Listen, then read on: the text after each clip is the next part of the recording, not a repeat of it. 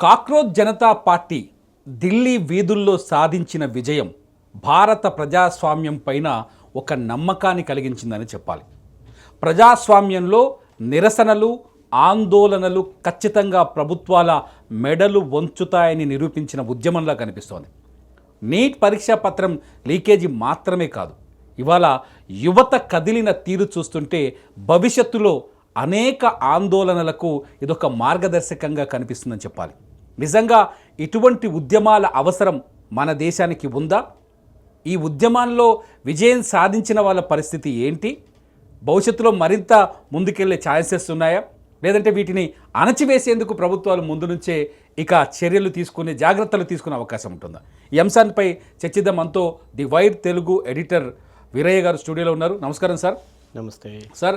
Cockroach Janata party సాధించిన విజయాన్ని నిజంగా మొత్తం భారతదేశంలో అంటే ఈ వర్గం ఆ వర్గం అంటే రైట్ లెఫ్ట్ వర్గం అనకుండా అందరూ హ్యాపీగా ఫీల్ అయ్యారు, స్వాగతించారు. అంటే ఆఖరికి ప్రభుత్వం కూడా దిగిరాక తప్పలేదు. ధర్మేంద్ర ప్రధాన్ కూడా రాజీనామా చేయక తప్పని పరిస్థితి ఏర్పడింది.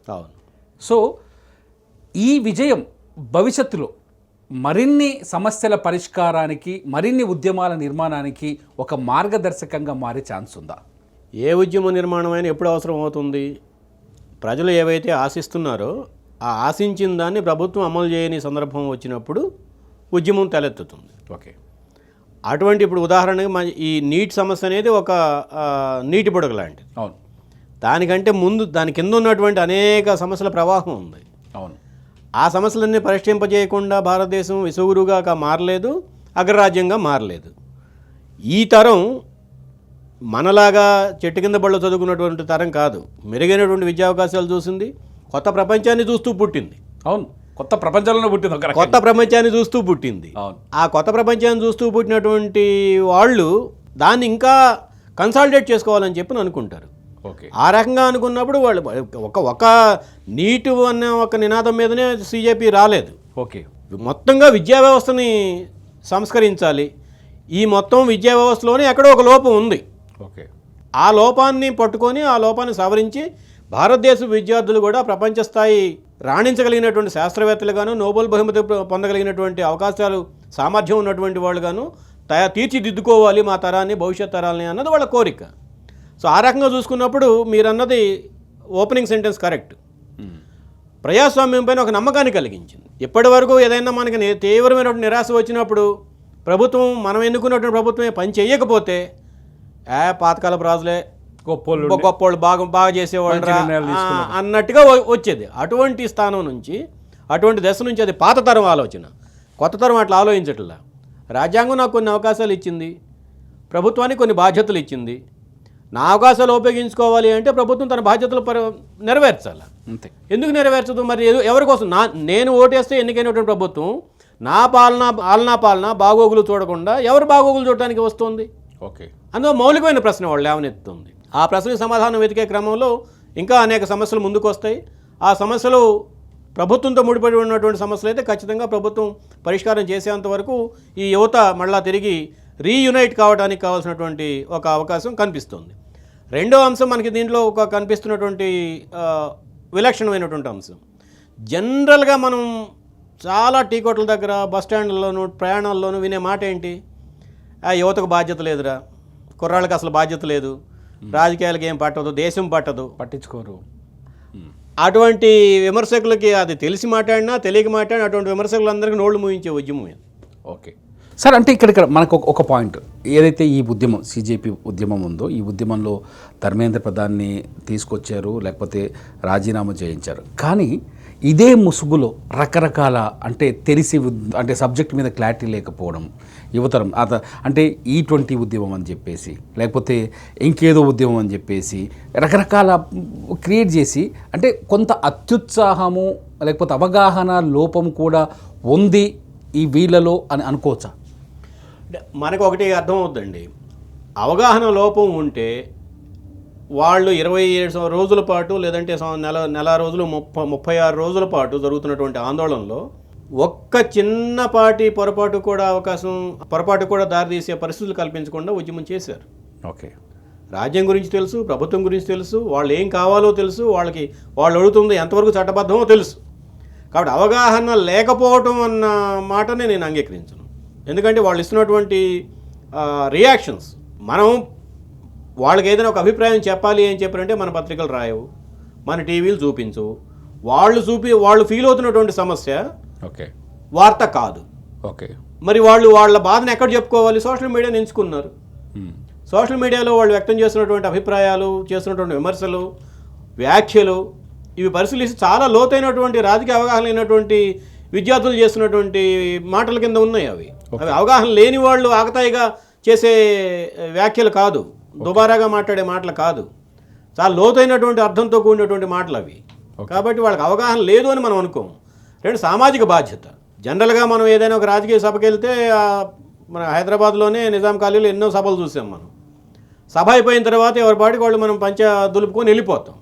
తెల్లారిపోతున్న మున్సిపాలిటీ వాళ్ళు వచ్చి అదంతా క్లీన్ చేసేదాకా ఆ చెత్త అంతా అక్కడ పడి ఉంటుంది. సిఏపి ఉద్యమం అయిపోయిన తర్వాత ఆ ఉద్యమం నిర్వహించినటువంటి వాళ్ళే స్వయంగా వాలంటీర్లుగా వచ్చి అక్కడ ఉన్నటువంటి వాటర్ బాటిల్స్, పేపర్లు, చెత్త, చెదారం, జెండాలు అన్నీ శుభ్రం చేసి మళ్ళీ జంత్రమంత్రం అందంగా చేశారు. ఓకే, అవగాహన లేకపోతే ఇవన్నీ ఎట్లా సాధ్యం అవుతాయి? అంటే ఇక్కడ ఇంకొక పాయింట్ ఉంది. మీరు అంటున్నారు వాళ్ళకి అవగాహన ఉంది, బాధ్యతాయుతంగా ప్రవర్తించారు, బాధ్యతాయుతంగానే చేశారు. కానీ ఉద్యమంలో మనం చాలాసార్లు చూసాం. ఇప్పుడు ఎవరైతే వీళ్ళని వ్యతిరేకిస్తున్నారో, సిజేపీని కావచ్చు, వీళ్ళని వ్యతిరేకిస్తున్న వాళ్ళు ప్రధానంగా లేవనెత్తున్న పాయింట్ ఏంటంటే వీళ్ళంతా క్రిమినల్ మెంటాలిటీ ఉన్నవాళ్ళు. పోలీసుల పైన కావచ్చు, అక్కడికి వీళ్ళ ఆందోళనని కవర్ చేయడానికి వచ్చిన జర్నలిస్టుల పైన కావచ్చు, లేకపోతే అక్కడే ఉండే వాళ్ళు ప్రవర్తించిన తీరు కావచ్చు, వీడియోస్ అన్నీ వాళ్ళు కూడా వైరల్ చేస్తున్నారు. ఇవన్నీ చూస్తుంటే లోపం ఏమైనా ఉందేనని మనం అనుకోవచ్చా? ఇప్పుడు మనకి ఒక ఇందాక చెప్పినట్టుగా 40 రోజులు, సుమారు 40 రోజులు సాగినటువంటి ఉద్యమం. 40 రోజుల్లో కొన్ని వేల మంది ఉద్యమ ప్రాంతానికి వచ్చారు, వెళ్ళారు. ఆ రకంగా కొన్ని లక్షల మంది అక్కడ వచ్చిపోయారు. వీళ్ళలో ఎవరో ఒకళ్ళో, ఇద్దరో, ముగ్గురో, నలుగురో, 10 మందో, 25 మందో చేసినటువంటి ఫోటోలు, వీడియోలు చూసి అక్కడికి వచ్చినటువంటి లక్షలాది మంది, దేశవ్యాప్తంగా కదిలినటువంటి లక్షలాది మంది యువత అదే రకంగా వ్యవహరిస్తున్నారు, అదే రకంగా ఆలోచిస్తున్నారు అని చెప్పి మాట్లాడటం కరెక్ట్ కాదు. ఓకే, ఈ ఉద్యమంలో ఎవరో కొంతమంది పాల్గొన్నారు, బాధ్యత లేని వాళ్ళు కొంతమంది పాల్గొన్నారు అని చెప్పి మనం ఇప్పుడు చూస్తున్నాం. వైరల్ అవుతున్నాయి ఆ వీడియోలు బాగా. నా ప్రశ్న ఏమిటంటే, ఎందుకంటే ఆ వీడియోలే ఇవాళ చర్చకి, ఇవాళ మన డిబేట్కి కారణం కూడా. నా ప్రశ్న ఏమిటంటే, ప్రభుత్వం దగ్గర సమాచారం లేని ప్రభుత్వం ఏం కాదు కదా. మనందరి ఆధార్ కార్డులు ఉన్నాయి, మనందరి ఫోన్లు ఉన్నాయి, మనందరి ఫోన్లలో జీపీఎస్ ఉంది, ఎవరు ఎక్కడికి పోతున్నారో అందరికీ తెలిసినటువంటి సమాచారమే. ఎవరో నేనే నేరస్తుడినైతే, నేను జంత్రమంత్రం వెళ్తూ ఉంటే అడ్డుకోవాల్సింది ఎవరు? విద్యార్థులను అడ్డుకుంటున్నారు. అవును, మన నేరస్తులు ఎందుకు అడ్డుకోవట్లేదు? కానీ వాళ్ళు కూడా చెప్తున్నారు నేరస్తులు దాదాపు 2875 మందికి పైగా నేరస్తులు ఉన్నారు. వాళ్ళ పైన మహిళల్ని వేధించిన లైంగిక కేసులున్నాయి, వాళ్ళు బ్లాక్మెయిల్ చేసిన కేసులున్నాయి, రౌడీ షీటర్లు ఉన్నారు, వీళ్ళందరూ కూడా ఈ ఉద్యమంలో భాగస్థులై ఉన్నారు, వీళ్ళే ఈ ఉద్యమాన్ని నడిపించిన వాళ్ళు అని చెప్తున్నారు. లక్షలాది మంది పాల్గొన్నటువంటి ఉద్యమంలో 2000 మందో, 1000 మందో, 1500 మందో రకరకాల ఆరోపణలు లేదంటే కేసులు ఎదుర్కొన్నటువంటి వాళ్ళు పాల్గొన్నారు అన్నంత మాత్రాన వాళ్లే ఉద్యమానికి నాయకత్వం వహించారు అని చెప్పి ఆరోపణ చేయడం, ఆ ఉద్యమాన్ని కించపరచడం. ఓకే, నా ప్రశ్న ఏమిటంటే, ఒక విద్యార్థి మంచినీళ్ళ డబ్బా పట్టుకొని, ప్లాస్టిక్ వాటర్ బాటిల్ పట్టుకొని, భుజాన బ్యాక్ ప్యాక్ వేసుకొని, ల్యాప్టాప్ తోటి తను ఉద్యమం దగ్గరికి వెళ్తున్నాడు. అతను నువ్వు ఆపడానికి నీకు అధికారం ఉంది, అతను విద్యార్థి అని నీకు తెలుసు. మరి నీ ప్రభుత్వం లెక్క ప్రకారమే ఫలానా మనిషి నేరస్తుడు అని చెప్పి నువ్వు గుర్తించినప్పుడు, ఆ మనిషి నేరస్తుడయి ఉండి ఇక్కడికి వస్తున్నప్పుడు మీరేం చేశారు? మీకు తెలుసు కదా. ఈ రోజు రిలీజ్ చేయటం ఏంటి? ఆ ఉద్యమంలోకి ఎవరు పోతున్నారు, ఎవరు వస్తున్నారు, అన్ని నిఘా కెమెరాల చుట్టూ ఢిల్లీ అంతా అండర్ సీసీ స్కాన్, అవును, సీసీటీవీల స్కానింగ్లో ఉన్నాయి. పటిష్టమైన భద్రత. పార్లమెంట్కి 10 అడుగుల దూరంలో ధర్నా జరుగుతుంది, 100 మీటర్ల వరకు వెళ్ళినట్టున్నారు దాదాపు. మరి అటువంటప్పుడు ఇంతమంది సోకాళ్ళ నేరస్తులు నిజంగా వాళ్ళు నేరస్తులు అయితే, వాళ్ళందరూ ఈ ఉద్యమంలో ఇంతమంది పిల్లలు కూర్చున్న చోటకు వస్తూ ఉంటే ఆ పిల్లలకి ఏమైనా నష్టం జరుగుద్దేమో, కష్టం కలుగుద్దేమో అనే బాధ్యత కూడా లేదా ప్రభుత్వానికి? ఉద్యమం అంతా అయిపోయి అది ఒక రాజకీయ రూపం తీసుకొని కొన్ని అంశాలు, కొన్ని విషయాలలో ప్రభుత్వం ఒక మెట్టు దిగి వ్యవహరించాల్సినటువంటి పరిస్థితి వచ్చినప్పుడు ఈ ఉద్యమంలో నేరస్తులు, దోషులు, ర్యాగింగ్ చేసినటువంటి వాళ్ళు, ఈవ్ టీచింగ్ కేసులు ఉన్నటువంటి మహిళలపై అత్యాచారాలు పాల్పడినటువంటి వాళ్ళు పాల్గొన్నారు అని చెప్తే, ఏ పెద్ద ఉద్యమం జరిగినా ఈ రకమైన ఆరోపణలు సహజం. హైదరాబాద్లో బషీర్బాగ్ ఉద్యమం జరిగినప్పుడు చంద్రబాబు నాయుడు గారు చేసిన వ్యాఖ్యలు ఏమి లేవా? ముదిగొండలో జరిగినప్పుడు రాజశేఖర రెడ్డి గారు చేసినటువంటి వ్యాఖ్యలు ఏమి లేవా? బీహార్లో జరిగినప్పుడు నితీష్ కుమార్ చేసిన వ్యాఖ్యలు లేవా? సో ఇది రాజ్యం చేసే పని. తమ వైఫల్యాన్ని కప్పిపుచ్చుకోవడానికి ఎంతమంది విద్యార్థులు ఒక చోటకు పోగాయి ప్రభుత్వాన్ని కాదని ప్రభుత్వాన్ని, మోడీ గారిని, అమిత్ షా గారిని, లేదంటే ఒక చిన్న లోకల్ స్థాయి బీజేపీ నాయకుడిని కూడా విమర్శించాలంటే, ఒక నిజంగా తప్పు చేసినా సరే విమర్శించాలి అని చెప్పనంటే గొంతును నులివేసినటువంటి పరిస్థితి, నోరు మూసుకున్నటువంటి పరిస్థితి. అటువంటి దశ నుంచి నేరుగా పిల్లలు వాళ్ళ కలిగిన నష్టాన్ని వాళ్ళ భాషలో వాళ్ళు చెప్పుకున్నారు. అటువంటిప్పుడు నువ్వు ఆ పిల్లల మనోభావాన్ని గాయపరచడం కోసం ఈ ఉద్యమం అంతా సంఘ విద్రోహ శక్తులు, సంఘ వ్యతిరేక శక్తులు చేసినటువంటి ఉద్యమం అని చెప్పి ఎట్లా మనం తీర్మానం చేస్తాం? సార్ అంటే ఇంత రెవల్యూషన్ రావడానికి కారణం ఏంటంటే, చాలా మనం చూసాం సిజేపీ నిరసనల్లో ఎక్కడో కేరళ నుంచి ఒక విద్యార్థి ఇంట్లో చెప్పకుండా వచ్చేసాడు. మన తెలుగు రాష్ట్రాల నుంచి కూడా చాలా మంది చెప్పకుండా బ్యాగ్ వేసుకొని ఢిల్లీకి వెళ్ళిపోయారంట ట్రైన్ ఎక్కేసి. ఆస్ట్రేలియా నుంచి వచ్చారు, ఆస్ట్రేలియా నుంచి వచ్చారు, చాలా చూసాం. ఇంత రెవల్యూషన్ రావడానికి ప్రధాన కారణం ఏంటి? వీళ్ళకి దేశభక్తి లేదు అనే వాళ్ళకి వీళ్ళు సమాధానం చెప్పాలనుకున్నారా? ఎవరిది నిజమైన దేశభక్తి? ఇక్కడ ఆ ప్రశ్న వస్తుంది. ఉద్యమంలో పాల్గొనటం దేశభక్తి అని చెప్పినాను. ఈ కొలమానాలు చూసుంటారు మీరు సోషల్ మీడియాలో. చూశాను. ఏ ఉద్యమంలో పాల్గొనటం దేశభక్తి? ఈవేళ ఎవరైతే రాజీనామా చేశారో ధర్మేంద్ర ప్రధాన్ గారు, ఆయన ఒరిస్సాలో పేపర్ లీకేజ్ జరిగినప్పుడు 1990s ఆయన ఎక్కడున్నాడు? ఏబీవీపీ రాష్ట్ర కార్యదర్శిగా ఉన్నాడు. 97లో ఏబీవీపీ రాష్ట్ర నాయకుడిగా ఉన్నాడు, ఉద్యమాన్ని నిర్వహించాడు. ఇదే పేపర్ లీక్ ఉద్యమం, ఇదే పేపర్ లీక్ వ్యతిరేకంగా, ఇటువంటి పేపర్ లీక్కి వ్యతిరేకంగా ఉద్యమం నిర్వహించాడు. అమిత్ షా గారు తీసుకున్నా, మోడీ గారు తీసుకున్నా, ఏ బీజేపీ నాయకుడు, ఏ బీజేపీ ఎంపీ ఏ ఉద్యమంలో పాల్గొనకుండా నేరుగా పారాచూట్ వేసుకొని రాజకీయాల్లో దిగిన వాళ్ళు ఎవరున్నారో చూపించండి. కాబట్టి ఉద్యమంలో పాల్గొనడం దేశ వ్యతిరేకత అని చెప్పిన అనుకుంటే అసలు ఈ దేశం స్వాతంత్రం వచ్చేది కాదు, మనం కూర్చొని మాట్లాడుకునే వాళ్ళమే కాదు. కానీ మాట్లాడే ప్రశ్న అది కాదు. ఇంతమంది ఎందుకు రావాల్సిన పరిస్థితి? మొదటిసారి మీరు ఏం చేశారు? 2012 నుంచి 2014 దాకా ఓదరగొట్టారు. ఈ దేశంలో అవినీతి పెరిగిపోయింది, ఈ దేశం ప్రభుత్వంలో ప్రధానమంత్రి అసమర్థ ప్రధాని, నిర్ణయం తీసుకోలేని ప్రధాని, భారతదేశం యొక్క కీర్తి ప్రతిష్టలు అంతర్జాతీయంగా దిగజారిపోతూ ఉన్నాయి. ఈ భారతదేశంలో ఉద్యోగాలు లేవు, పిల్లలకి చదువుకోవడానికి బళ్ళు లేవు, ఉండటానికి అనారోగ్యం కలిగితే హాస్పిటల్ లేవు పోవటానికి. ఇవే కదా మన ఉపన్యాసాలన్నీ. ఒకసారి చూశారు, ఆ ఉపన్యాసాలు నచ్చినాయి, ఆ నినాదాలు నచ్చినాయి, ఎన్నుకున్నారు. 5 ఏళ్ళు చూశారు, ఒక్కటే అమలు జరుగుతున్నటువంటి పరిస్థితి కనపడలే. కనీసం గతంలో కాంగ్రెస్ ప్రభుత్వం ఉన్నప్పుడు, యూపీఏ ప్రభుత్వం ఉన్నప్పుడు ఒక అవినీతి జరిగింది అని చెప్పినంటే అవినీతి జరిగింది అని రాయడానికి పత్రికలు, చర్చించడానికి టీవీలు ఉండేవి. అవును. ఈవేళ ఎక్కడ అవినీతి జరుగుతుంది? పత్రికల్లో రానంత మాత్రాన భారతదేశంలో అవినీతి జరగట్లేదా?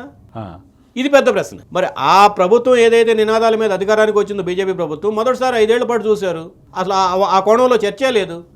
రెండోసారి చూశారు, పోన్లే మొదటిసారి ఏవో ఇల్లు సర్దుకుంటా ఉన్నారు, ఇంకోసారి అధికారానికి వస్తే ఈ అనుకున్నటువంటి నినాదాలన్నింటినీ అమలు చేయగలుగుతారు, మన అవసరాన్ని తీర్చగలుగుతారని నమ్మి ఉంటారు. అప్పటికే ఆ పరిస్థితి లేదు. మూడోసారి కూడా అధికారానికి వచ్చిన తర్వాత మీకు ఇక్కడ ఒక పాయింట్ యాడ్ చేయాలనుకుంటాను. అంటే ఈ ఆందోళనలో పాల్గొన్న వాళ్ళు చాలామంది బీజేపీ నాయకుల పిల్లలు కూడా ఉన్నారు. ఖచ్చితంగా ఉంటారు. భవిష్యత్తు ఎవరికైనా భవిష్యత్తే కదండి. నాకు నీట్ మళ్ళీ నేను ఎగ్జామ్ రాయటం అంటే, మంత్రులు కొంతమంది బీజేపీ నాయకులు టీవీలలో మాట్లాడేవాళ్ళు చెప్తున్నారు పరీక్ష కదా రాస్తే పోలేదా అని. కానీ ఆ పరీక్ష రాయడానికి ఎన్ని సంవత్సరాల మథనం, ఎన్ని సంవత్సరాల ప్రిపరేషను. ఇవాళ మీరు క్యాన్సిల్ చేసి వచ్చే నెలలో 11వ తారీఖు పరీక్ష ఉంది రాండి అంటే, ఓకే, అంటే వీళ్ళకి అర్థం కావాలంటే ఒక ఎన్నికని రద్దు చేసి మళ్ళీ పోటీ చేయమని, ఒక ఎన్నిక మీరు ప్రకటించి రేపు పోలింగ్ అనగా 25 రోజుల పాటు క్యాంపెయిన్ చేసి ఖర్చు పెట్టి ఇవాళ ఎన్నిక రద్దు చేస్తున్నాం, మళ్ళీ వచ్చే సంవత్సరం మాట్లాడుకుందాం రండి మీరు అంటే అప్పుడు ఎంత కష్టం ఉంటుంది మీకు? అవును. ఈ కష్టాన్ని గుర్తించని ప్రభుత్వం అనేది ప్రజలకి అర్థమైంది, యువతకు అర్థమైంది. రేపటి యువత మనం పౌరులు, వాళ్ళకి అర్థమైన తర్వాత వాళ్ళు వీధుల్లోకి రావాల్సి వచ్చింది. ప్రయత్నాలు చేశారు రకరకాల మార్గాలలో. ఎక్కడా బయట జరుగుతున్నటువంటి ఉద్యమాలని ప్రభుత్వం దేకే పరిస్థితి లేదు, చూసే పరిస్థితి లేదు, వినే పరిస్థితి లేదు.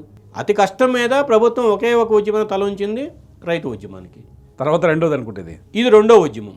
కానీ రైతు ఉద్యమంలో వాళ్ళు చేసినటువంటి రాతపూర్వకంగా ఇచ్చినటువంటి హామీలు ఎంతవరకు అమలు జరగలేదు. అవును. కానీ ఈ అనుభవాలన్నింటినీ దృష్టిలో పెట్టుకున్నారు.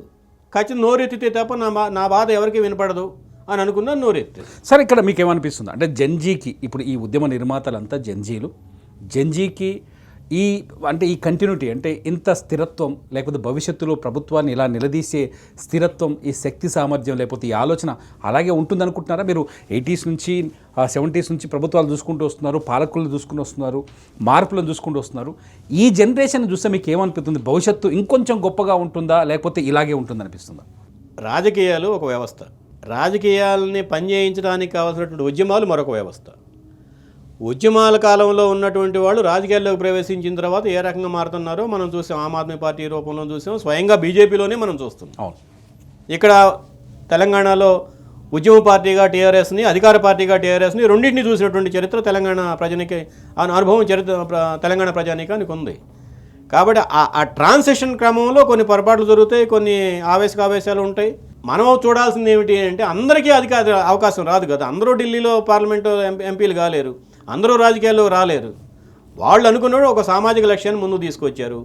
ఈ దేశంలో ఉన్నటువంటి ప్రధానమైనటువంటి ఆర్థిక వ్యత్యాసాలు, విద్యా వ్యవస్థలో సంస్కరణలు ఇవి మౌలికం అని చెప్పి వాళ్ళు అనుకున్నారు. ఈ మౌలికమైనటువంటి అంశాల పరిష్కారం వరకు వీళ్ళు ఉద్యమం కొనసాగించడానికి కావాల్సినటువంటి ఇప్పుడు తొలి విజయాన్ని రుచి మరిగారు. దాన్ని మరింత ఆస్వాదించుకుంటూ భవిష్యత్తు విజయాల వైపు అడుగులు వేయాలి అంటే వాళ్ళు కూడా కొంత కసరత్తు చేయాలి. అంటే ఈ జనరేషన్ మీద నమ్మకం పెట్టుకోవచ్చు సార్. ఈవేళ మనం ఆ జనరేషన్ నమ్మకపోతే రేపే వాళ్ళు మన పౌరులు, రేపే వాళ్ళు మన ఎమ్మెల్యేలు అవుతారు, ఎంపీలు అవుతారు, మంత్రులు అవుతారు, నాయకులు అవుతారు, ఐఏఎస్లు అవుతారు, ఐపీఎస్లు అవుతారు. వాళ్ళు నమ్మకపోతే ఎవరు నమ్ముతాం మనం? వాళ్ళు సరైన దారిలో ఉండేటట్టుగా ఉండాలి అని మనం కోరుకోవాలి. ఉండటానికి కావాల్సినటువంటి మార్గదర్శనం పెద్దవాళ్ళుగా చేయాలి. ఓకే అంతే తప్ప వాళ్ళు చేస్తున్న పని ఇవాళ బాగానే చేశాడు, రేపు చేస్తాడా చేయడా అన్న సందేహం వైపు మనం వాళ్ళని నెట్టేసామనుకోండి, ఒక ఆత్మస్థైర్యంతో ఒక ఉద్యమం సాగుతుంది. ఆ ఆత్మస్థైర్యాన్ని దెబ్బకొట్టిన తర్వాత రేపు వాడు మీకు కూడా పనికి రాకుండా పోతుంది. కానీ జంజీల విషయాల్లోకి వచ్చేసరికి చాలా ఈ జనరేషన్ పిల్లల దగ్గరికి వచ్చేసరికి ఈ ఉద్యమానికి ముందు ఒక చర్చ జరిగింది, దీని తర్వాత ఒక చర్చ జరుగుతుంది. ముందు ఏం జరిగింది, వీళ్ళకు తొందర ఎక్కువ, స్పీడ్ ఎక్కువ, డెసిషన్స్ చాలా వేగంగా మారుస్తారు, ఎవడి మాట వినరు, వాళ్ళు ఫోన్తోటే మాట్లాడతారు, మనుషులతో మాట్లాడరు. ఈ ఉద్యమానికి ఒక కారణం కూడా అదే, ఏంటంటే వాళ్ళు ఫోన్లతోనే మాట్లాడారు, సింపుల్గా చెప్పాలంటే. తర్వాత మనుషులతో మాట్లాడారని ఢిల్లీలో రుజువైంది. సో ఈ మార్పులు వీళ్ళలో అన్న స్థిరత్వాన్ని ఉంచుతాయనేది ఇది నా వ్యక్తిగతమైన ప్రశ్న అనుకోండి. స్థిరత్వాన్ని ఉంచగలుగుతాయా? ఇప్పుడు మీకు అనిపించింది అది ఎంత చూస్తే? స్వాతంత్రం వచ్చినప్పుడు జరిగినటువంటి ఉద్యమాలు, ఆ ఉద్యమ కదలికలు, నిర్మాణం, ఆ ఉద్యమ నిర్మాణానికి కావాల్సినటువంటి కౌశలం, నైపుణ్యం, వ్యూహం భిన్నంగా ఉంది. స్వాతంత్రం వచ్చిన తర్వాత 1960-70 మధ్యకాలంలో చాలామంది ఆశించారు, మనం స్వతంత్రం పొందుతున్నాము, మన భవిష్యత్తులు బాగుపడితే, మన కుటుంబాలు బాగుపడితే, మన పిల్లలందరూ చదువుకుంటారు అనుకున్నటువంటి వాళ్ళు ఉన్నారు. ఆ అవకాశాలు వాళ్ళందరికీ అందని పరిస్థితుల్లో 70లో మళ్ళీ ఉద్యమం వచ్చింది. ఆ 70లో ఉద్యమంలో వచ్చినటువంటి నాయకులే ఈరోజు మన పాలకులుగా ఉన్నారు. వీళ్ళు చేసినటువంటి ఆశించినటువంటి విజయాలు కూడా కొన్ని మనం సమకూర్చుకోలేకపోయాం. మళ్ళీ 90లో సంస్కరణలు వచ్చాయి. సరే ఇదేదో ప్రభుత్వాన్ని నమ్ముకొని పోతే కావట్లేదు, మనం మార్కెట్ని నమ్ముకొని పోదామని చెప్పి మనం ఒక ప్రయత్నం చేసాం, ఆర్థిక సంస్కరణలు తీసుకొచ్చాం. ఆర్థిక సంస్కరణలో ప్రభుత్వం ఆ రోజు చెప్పినటువంటి పివి నరసింహారావు గారు, మన్మోహన్ సింగ్ గారు చెప్పింది ఏంటి? 1 కోటి ఉద్యోగాలు సంవత్సరానికి. అప్పటి నుంచి ఇప్పటి వరకు 1 కోటి ఉద్యోగులు ఇచ్చారా అన్నది ప్రశ్న. ఒక కొత్త ఆశ కోసం మనం ప్రయత్నం చేసాం. ఆర్థిక సంస్కరణలో కూడా మనం కావాల్సినటువంటి విధానాలు పనిచేయవు, మనకు ఆశించినటువంటి అంశాలను మనం లక్ష్యాలను చేరుకోలేము. మరలా తిరిగి ఇవన్నీ చేయాలి అంటే బండి నడిపేవాడు భద్రంగా ఉండాలి, బండి సాఫీగా గమ్యం చేరాలి అంటే నడిపేవాడు జాగ్రత్తగా నడపాలా. అప్పుడే మనం బండిలో భద్రంగా ఉండగలుగుతాం. కాబట్టి ప్రభుత్వం వైపే మళ్ళీ వచ్చారు, ప్రభుత్వాన్ని ప్రశ్నించారు. కాబట్టి ఇది మనం ఉద్యమ చరిత్ర గత 7.5 దశాబ్దాలుగా భారతదేశంలో అయినటువంటి ఉద్యమాలన్నింటినీ చూసినప్పుడు వీళ్ళందరూ కూడా చదువుకున్న విద్యార్థులే, పిహెచ్డీ చేసినటువంటి వాళ్ళు, సైంటిస్టులు. వాళ్ళేమీ అల్లాటప్పగా ఏదో చలో తిరణాలు కదా అని చెప్పి కొట్టపకుండా పోలే. ఆ చదువుకున్నటువంటి వాళ్ళు కాబట్టి వాళ్ళు కూడా ఇప్పుడు వీళ్ళందరూ ఎక్కడ చదువుకున్నారు? సోకాళ్ళు ప్రెస్టీజియస్ ఇన్స్టిట్యూషన్స్ కదా చదువుకున్నాడు. మరి వాళ్ళు అక్కడ భద్రంగానే నేర్పుతారుగా పాఠాలు. ఆ పాఠాలని ఆచరణలో పెట్టినటువంటి వాళ్ళు కాబట్టి స్థిరత్వంతో నిలకడగా ఉన్నారు ఇప్పటి వరకు. భవిష్యత్తులో కూడా నిలకడగా ఉంటారని చెప్పి ఆశ అనుకోవచ్చా? అంటే బ్యూటీ ఆఫ్ ప్రజాస్వామ్యం అంటే మన భారత ప్రజాస్వామ్యం కల్పించిన ఒక అవకాశం అనుకోవచ్చా? ఇటువంటి అంటే ఆ జనరేషన్ కానీ ఈ జనరేషన్ కానీ ఒకే విధమైన అడుగులు వేసేందుకు అవకాశం కల్పించడం చూస్తే, ఏ జనరేషన్ అయినా సమాజాన్ని అభివృద్ధి వైపు తీసుకెళ్ళాలి అని చెప్పినంటే ముందు చూపుతోనే ఆలోచించాలి. వెనక చూపుతో ఆలోచిస్తున్నటువంటి రాజకీయాల నుంచి వెడగొట్టుకొని వాళ్ళు ముందు చూపు రాజకీయాల వైపు నడుస్తున్నారు. ఇది రేపటి భారతదేశానికి శుభసూచకం. సుధన్ సార్, అంటే భవిష్యత్తులో జెన్జీ ఉద్యమాలు ఎటువంటి మార్పులు తీసుకొస్తాయో? Thank you very much.